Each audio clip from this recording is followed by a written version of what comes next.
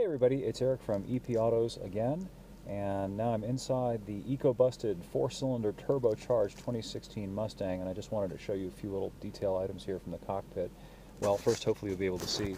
You've got a scrollable, configurable gauge mode here, and it's engaged now. I'm hopefully going to show it to you.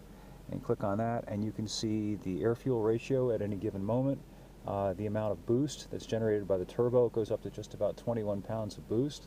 Also cylinder head temperature and air intake temperature, so that's pretty spiffy, but much more spiffy. This car has an automatic, of course, and with that you get the multiple modes here.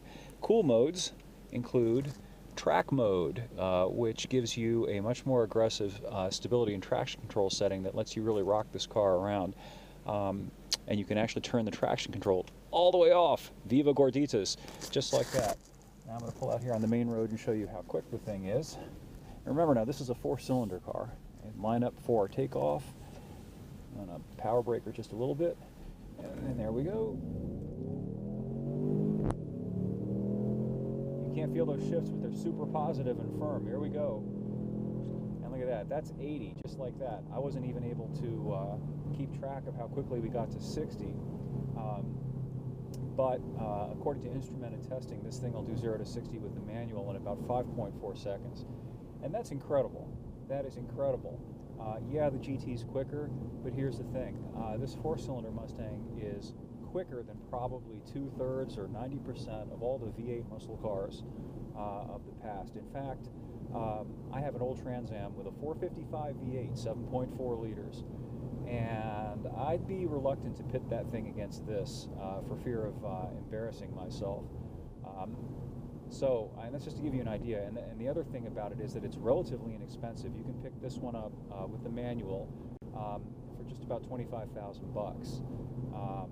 That's a pretty good deal. The GT starts at $32, so you do the math. That's a $7,000 price difference up front.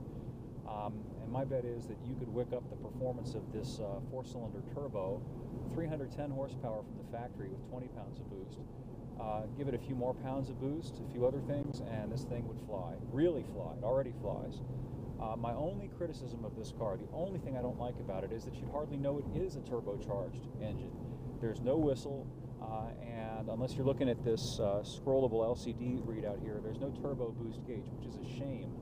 I think Ford really should have just blared to the world the fact that this thing's got a high boost turbo 4. Put a gauge on it, put something on it.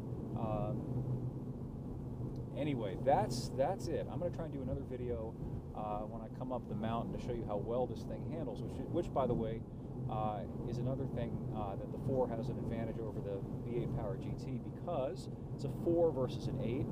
So you've got roughly half the weight, or a lot less weight, on the nose. So the steering feel is actually crisper, and the handling response is better with this version of the Mustang, in my opinion, than the GT. Anyway, more up at epautos.com. Thanks for viewing, and we'll catch you on the flip.